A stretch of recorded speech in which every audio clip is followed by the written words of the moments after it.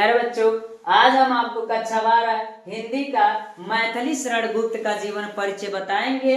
जो यह मैथिली शरण गुप्त का जीवन परिचय है वो बोर्ड पेपर के लिए आपके लिए बहुत महत्वपूर्ण है, इसलिए यह वीडियो आपके लिए बहुत महत्वपूर्ण होने वाला है। इसलिए इस वीडियो को ध्यान पूर्वक पढ़िएगा। और मैं पहले ही बता चुका हूं, फिर से बता दे रहा हूं कि यह क्वेश्चन नंबर यानी प्रश्न नंबर 5 का क और ख यानी ख वाला भाव होगा, जो पद्य वाला भाव होगा, और 3 नाम दिया होगा और उन तीनों नामों में से एक नाम मैथिली शरण गुप्त का छपा होगा। प्यारे बच्चों, तो देखिएगा इस प्रकार का जीवन परिचय लिखा कैसे जाएगा, इस चीज को हम देखेंगे। और ये गद्य वाला तो पिछला वीडियो आप देख सकते हैं, गद्य वाला जीवन परिचय हमने पहले ही दे रखा है। तो आइए प्यारे बच्चों, आज स्टार्ट करते हैं और मैथिली शरण गुप्त का जीवन परिचय को हम देखते हैं। और इस वीडियो के देखने के बाद आपको थोड़ा भी समस्या नहीं होगा। और सबसे पहले कोई भी बच्चा बोर्ड पेपर में पेपर देने के लिए जब जाता है तो सबसे पहले उसकी समस्या यही आता है कि जीवन परिचय कैसे लिखे। तो किसी बच्चे को जीवन परिचय याद रहता है, तो किसी का जन्म भूल जाता है, तो किसी के माता पिता का नाम भूल जाता है, तो किसी की मृत्यु भूल जाती है, तो किसी को रचनाएं भूल जाती है। तो वह सब चीजें आज मैं क्लियर कर दूंगा, आपको कोई समस्या नहीं होगा। एक बार वीडियो को पूरा देखेंगे तो आपको पूरा वीडियो समझ में आ जाएगा, यानी पूरा जीवन परिचय तैयार हो जाएगा। आपको बहुत ज्यादा मेहनत करने की जरूरत नहीं पड़ेगी। चलते हैं। तो हमने पहले भी बता रखा है कि इनका संक्षिप्त परिचय लिखा जाता है। तो संक्षिप्त परिचय में सबसे पहले नाम लिखा जाता है। तो नाम किसका लिखा जाता है प्यारे बच्चों? तो जिसका जीवन परिचय या साहित्यिक परिचय हम क्या कर रहे हैं, लिख रहे हैं, तो उन्हीं का लिखा जाता है। तो किसका लिख रहे हैं? तो हम कहेंगे मैथिली शरण गुप्त।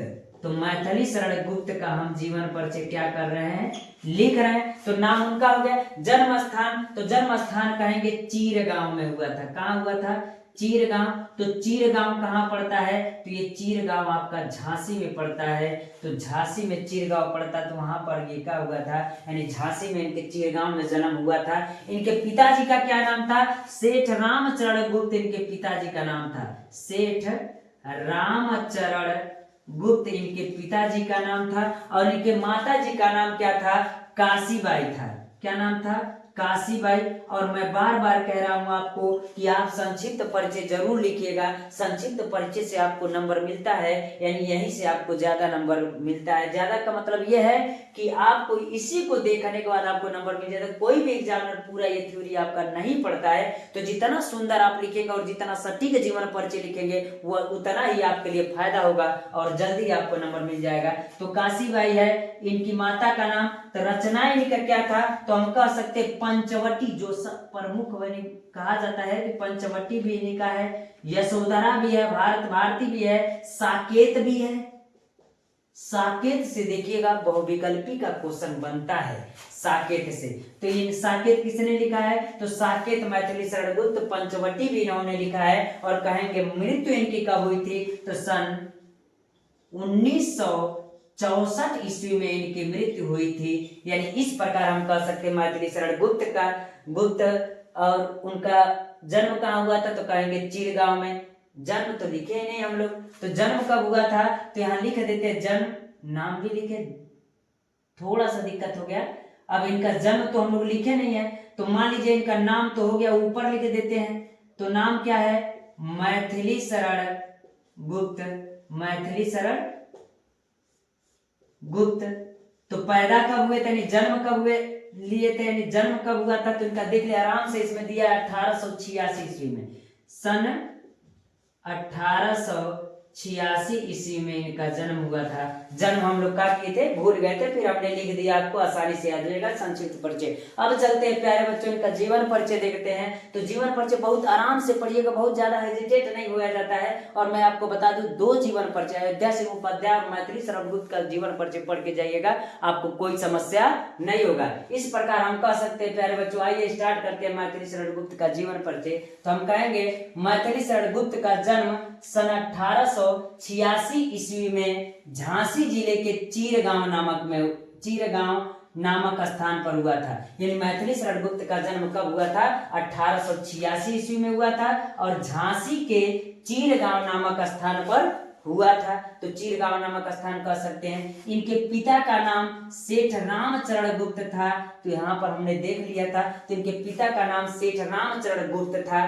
तथा माता का नाम क्या था, तो माता का नाम इनके काशीबाई था। तो हम कह सकते हैं इनकी माता का नाम क्या था, काशीबाई था। और शुरुआत गुप्त जी को प्रारंभ में अंग्रेजी शिक्षा ग्रहण करने के लिए, गुप्त जी जब छोटे थे यानी प्रारंभिक शिक्षा में अंग्रेजी शिक्षा ग्रहण करने के लिए इनको झांसी भेजा गया था। अंग्रेजी शिक्षा ग्रहण करने के लिए इनको कहाँ भेजा गया था, झांसी भेजा गया था। किंतु वहां इनका मन नहीं लगा, इनका मन नहीं लगा, अतः घर पर ही इनकी शिक्षा का प्रबंध किया गया। यानी इनको अंग्रेजी का शिक्षा ग्रहण करने के लिए झांसी भेजा गया, लेकिन इनको वहां पर मन नहीं लग रहा था, इसलिए इनके शिक्षा का प्रबंध इनका घर पर ही किया गया। और जब इन्होंने घर पर इन्होंने हिंदी, अंग्रेजी और संस्कृत का गहन अध्ययन किया। किसका, हिंदी, अंग्रेजी और संस्कृत का गहन अध्ययन क्या किया, अध्ययन किया। यहाँ लिख लीजिए, अध्ययन किया, यहाँ मिट गया है तो कहेंगे अध्ययन किया। गुप्त जी बहुत सरल स्वभाव के थे, गुप्त जी बहुत सरल स्वभाव के थे, यानी गुप्त जी बहुत सरल स्वभाव के थे। इनको भारत सरकार द्वारा साहित्य सेवा के लिए पद्म भूषण की उपाधि से सम्मानित किया गया था। यानी पद्म भूषण की उपाधि से इन्हें सम्मानित किया गया था। किसके लिए, साहित्य के लिए पद्म भूषण से सम्मानित किया गया था। और सन 1964 ईस्वी में इनका स्वर्गवास हो गया था। यानी हम कह देंगे भारत सरकार द्वारा साहित्य के लिए इनको क्या किया गया था, पद्म भूषण से सम्मानित किया गया था। और सन 1964 ईस्वी में मैथिली शरण गुप्त का क्या हो गया था, स्वर्गवास हो गया था। तो किस सन में, 1964 ईस्वी में। अगला कर साहित्यिक परिचय। साहित्यिक परिचय जरा देखते हैं प्यारे बच्चों।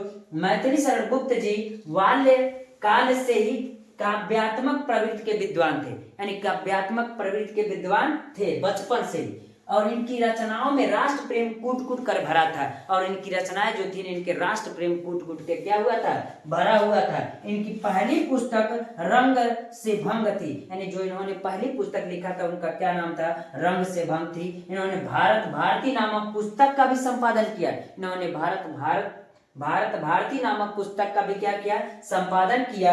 और इन्होंने खड़ी बोली के विकास में बहुत अपना बड़ा योगदान दिया था। और जब खड़ी बोली का जब विकास हुआ तो उस स्थिति में इन्होंने अपना बहुत बड़ा योगदान दिया था। इस प्रकार इनका साहित्यिक परिचय और जीवन परिचय संपूर्ण होता है। प्यारे बच्चों, एक बार और इस वीडियो को आप देखेंगे तो आपको आसानी से समझ में आ जाएगा। आइए प्यारे बच्चों, इनकी रचनाओं को देखते हैं। रचनाएं भी लिखने के लिए आता है तो इनकी रचनाएं भी आराम से पढ़ लेते हैं। तो इनकी रचनाएं क्या है, साकेत है, भारत भारती है, यशोधरा है और पंचवटी और आदि इनकी रचना है। इस प्रकार हम कह सकते हैं साकेत, भारत भारती, यशोधरा, पंचवटी आदि इनकी रचना है। प्यारे बच्चों, इतना याद रखिएगा, इतना अगर जीवन परिचय आप पढ़ लेंगे तो आपको कोई समस्या नहीं होगा। और बोर्ड पेपर में जो सबसे ज्यादा अगर समस्या किसी को आता है जीवन परिचय को ले करके, तो आज के बाद आपको कोई समस्या नहीं होगा। इस वीडियो को एक बार देखेंगे और जो तरीका और ट्रिक हमने बताया है इसको आप तैयार करेंगे तो आपका आसानी से बोर्ड पेपर में यह जीवन परिचय हो जाएगा।